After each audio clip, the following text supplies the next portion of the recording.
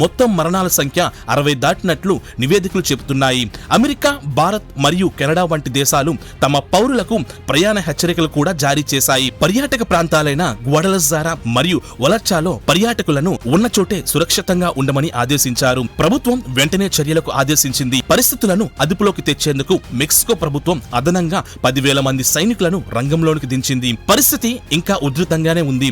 పాఠశాలలు మూసివేయబడ్డాయి మరియు ప్రజలు అత్యవసరమైతే తప్ప బయటకు రావద్దని అధికారులు సూచిస్తున్నారు. మెక్సికోలోని పలు నగరాల్లో కార్టెల్ గ్యాంగుల హింసాత్మక కార్యకలాపాలు పెరగడంతో తీవ్ర ఉద్రిక్త పరిస్థితులు నెలకొన్నాయి.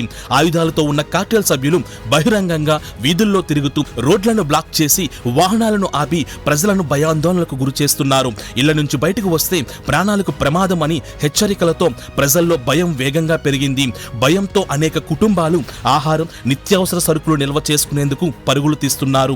సాధారణంగా రద్దీగా ఉండే వీధులు కూడా ఖాళీగా మారి ప్రజల భద్రత కోసం ఇళ్లకే పరిమితమవుతున్నారు.